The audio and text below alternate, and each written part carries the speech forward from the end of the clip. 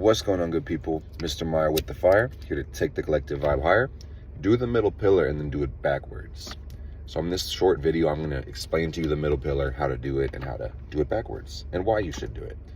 The first reason why you should do the middle pillar is because this is a very powerful ritual that will strengthen your spirit, your energy body, your aura, and your physical body, because everything is connected. So this is one of the most popular rituals created by the Hermetic Order of the Golden Dawn.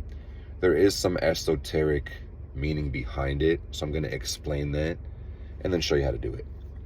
So the middle pillar is based off of the Tree of Life. And this is a little drawing. I missed one of the lines. There's a line connecting those two paths on the bottom. But anyway, you may have seen, actually I missed this line too. Yeah, okay, that's right. Yeah. The Tree of Life is a symbol. It's a reality map, basically. So it shows how reality was created, how you were created, how we all got here. And this can be a really useful tool for understanding where you are in life and working with different energies. We call that path working. So I'm going to use this card from the tarot to, explain the middle pillar and how to do it. The middle pillar is basically 3 parts. There's breath work, there's visualization, and then there's intonation or chanting. And breath is life. Everything is energy. So when you breathe in the energy of life, when you visualize, you're able to take this energy and shape it. And then when you chant, you're able to use that breath and, move the energy even stronger. And words are spelled, so we're going to vibrate energy through the aura. So if you look in this Tree of Life, there's actually 3 pillars. If you go vertically, there's the left pillar, the middle pillar, and the right pillar. So the middle pillar is what this ritual is based off of. That's why it's called the middle pillar. And there's 5 different spheres on the middle pillar. There's 10 Sephiroth on the tree, which is emanation. These spheres are the Sephiroth. The connecting lines are the paths. I don't know if you guys know this, but the tarot cards are based off of the Tree of Life. Like this line right here, for instance, is the High Priestess card, which is very funny that we're using her for demonstration purposes, okay? So the idea is these, are different realities or spheres of existence that we can tune into. And they all have corresponding planets. Astrology is built into the tree. And they also have corresponding names. And everything is energy. Some would say God is everything. So there's different names of God. Some people would say God. Some people would say Jesus. Some would say Buddha. Some would say Allah. Some would say Jehovah. Some would say El. Some would say Elohim. So what we're going to be doing is using words. Of course, I already mentioned that, chanting, intonation. These words that we're going to use are in Hebrew. So the beautiful thing is, in this ritual, you're just going to find a comfortable place to stand or sit. You're going to imagine the spheres on the Tree of Life. And I want to make it abundantly clear. You are the Tree of Life. Okay? With your long neck ass. All right. Anyway, the crown chakra is where we're going to start. Traditionally, you start with Kether, the top sphere of the Tree of Light. So I like to stand with my, feet about shoulder width apart. But truth be told, I do this when I'm sitting down all the time. As a tarot reader, as a psychic, a diviner, I like doing this ritual because it cleanses my aura. So between clients, it gives me a good centering. Needless to say, this ritual will center you in the Tree of Life, which can be very powerful. And I find that's usually what you get from doing it either way, but especially the traditional way. So here's the point, guys. With each one of these 5 spheres, you're going to basically imagine them, in the different parts of your body. So I'm going to draw these out right quick. They're literally going to overlay the physical body. 1, 2, 3, 4, and 5.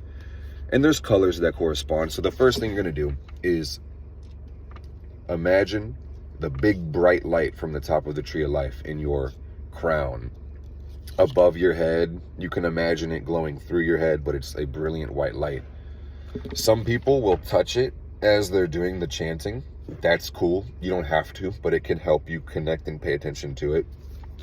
Take a deep breath. And the word is EHEIEH. I'll put all the words in the description. EHEIEH. And because intonation is the point, the longer you breathe and the more you vibrate, the more energy you're going to get. I'm slightly congested, so pardon me. EHEIEH. And just understand and know, while you are doing this chant, you are sending energy into that part of your life, part of your light body, part of your energy field. So the word is EHEIEH. And then what you're going to do is move your energy and attention into your throat chakra. This sphere is going to be like a gray. Some say it's iridescent. You can really make these any color you want to, but traditionally the sphere of Da'ath, which is what this is called, is going to be gray. The words for this one is YHVH, ELOHIM.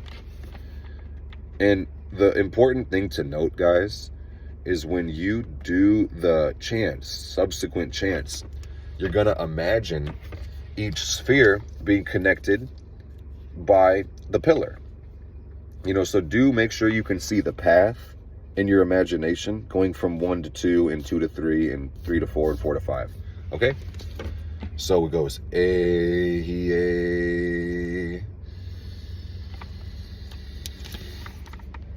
YHVH, Elohim. And then you're going to go into your Tippereth center. That's what this sphere is, the 6th sphere. If you count from the top to the, like in the zigzag, that's going to be number 6. 1, 2, 3, 4, 5, 6, 7, 8, 9, 10. And this is not, I don't know if this is worth getting into, but like Da'ath, that imaginary, it's like an imaginary sphere. It's like the sphere that's not a sphere. Some say that's the hole into the back of the tree of life, but I digress. The third word, or phrase I should say, and these are all names of God, and I'm going to tell you what this means in a second. YHVH, ELOAH, Da'at.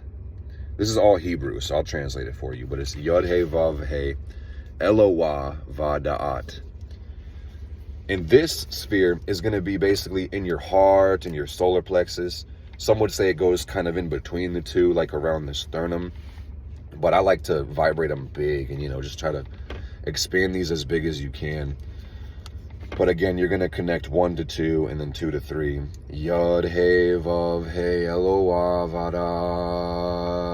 Da'at. Okay, boom. And then, of course, we're going to go from 3 to 4. 3 to 4. So this sphere really is around the groin. This is the sphere of Yesod. And this sphere is purple. It's very beautiful. And the word here, phrase here, is SHADDAI El Kai. SHADDAI El Kai. And connect 3 to 4. So, EHEIEH, YHVH, Elohim, YHVH, ELOAH, Da'at, SHADDAI El Kai. And really take the time as you do it to imagine all that energy filling up in your body. And imagine that bright light from the top of the tree filling yourself, flowing down basically. SHADDAI El Kai. Let the vibration affect you. Let your body relax into the energy. The more you relax, my friends, the deeper you can breathe and the more energy you can bring into your body, okay? So, of course, 4 is going to go to 5. And this is the traditional middle pillar, guys. So I'm going to show you how to reverse this. The phrase for Malkuth, which is number 10, is ADONAI Ha ARETZ. Okay? And this sphere is said to be black. And I don't know if you guys can see how I'm drawing this. Like, let me show you something crazy. Based on the size of the sphere, this one's supposed to be black, okay? So the way I was taught this was you're going to imagine half of the black sphere above the ground, you know, connecting your feet, covering your feet and the lower part of your legs. And then the other half of Malkuth is going to be actually underneath the ground. So this sphere is actually very grounding. And then one of the books I read, it's called High Magic by Damien Eccles. He explains how he does this. He even imagines after he does this sphere that there's an even deeper sphere in the center of the earth, which is green, and there's no words to vibrate for this one, but just to imagine that is connecting you to the earth. That's very helpful for me, so I figured I would include it. So it's Adonai ARETZ. Adonai ARETZ. You don't have to do anything with your hands, like I said, but I like to point to them sometimes because it can help me direct energies. So I'm going to do it with you from the top to the bottom. I'm going to translate it after as well, and then I'm going to tell you what I mean. EHEIEH.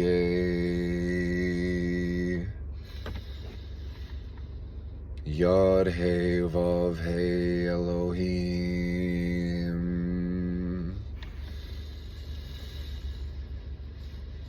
YHVH ELOAH.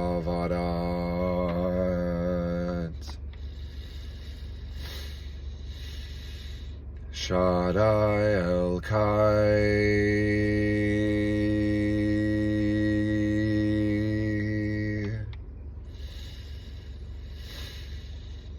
Adonai ARETZ.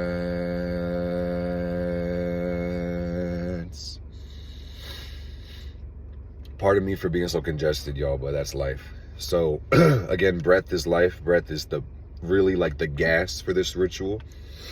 So I really recommend you take your time as you do this ritual and really breathe as deep as you possibly can.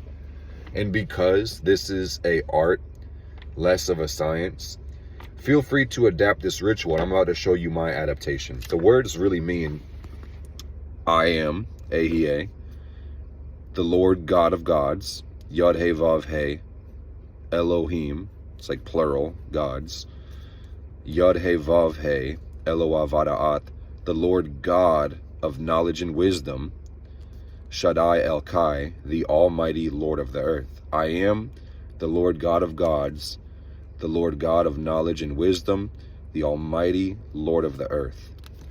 How powerful is that as an affirmation?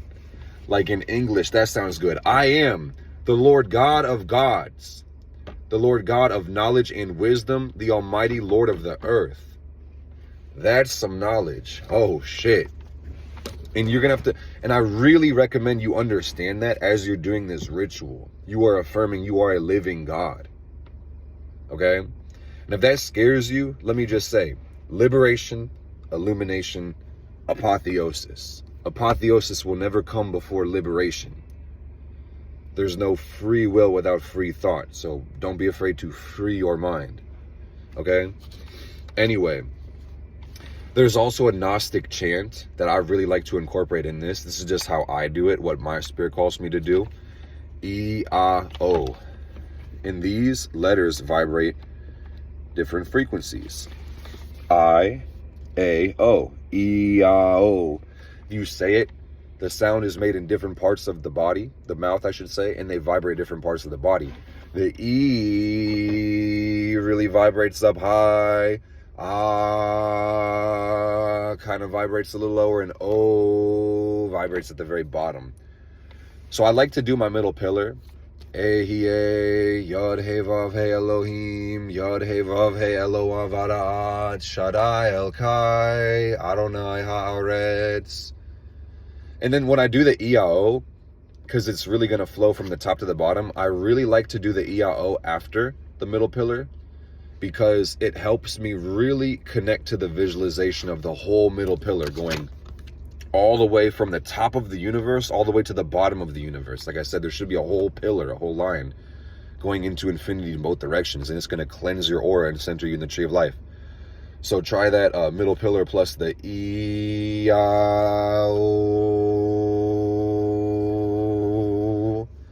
So what do I mean by doing it backwards? Let me explain this. Most people's root chakras are calcified. You know, some call this the ladder of heaven. How we start with the root, the sacral chakra, the solar plexus, the heart, the throat, the third eye, and the crown.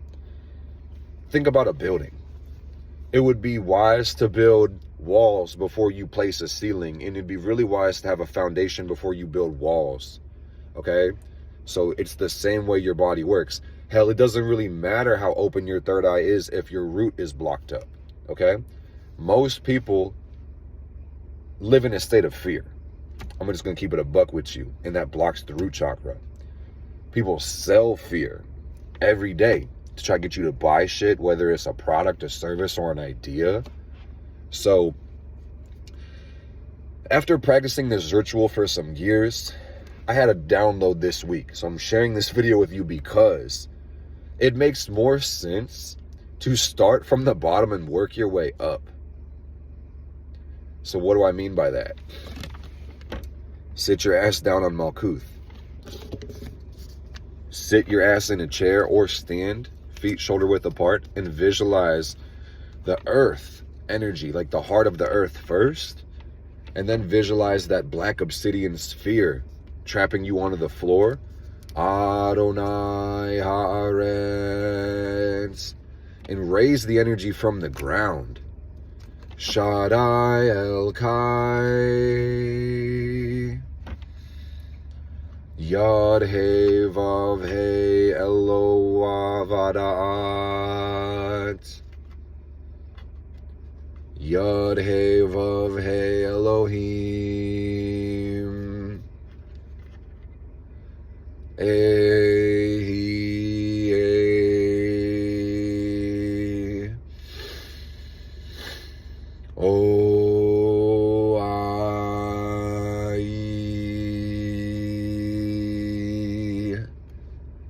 Ooh, dang, that feels good. I don't have too much else to say besides give it a try, unless you're scared. And why would you be scared of your own power? That's really the question, if you're scared. I want to convince everybody to be magical, but at the end of the day, man, if you want it, you will. If you don't want to, you won't. This ritual has changed my life. It'll change countless others' lives. And feel free to adapt it as you need. Like I said, the traditional scheme of it, we don't need tarot cards. I'm just fidgeting right now as I'm talking to you. But the traditional scheme of it is top to bottom. You know, EHEIEH, YHVH, Elohim, Adonai, whatever the fuck.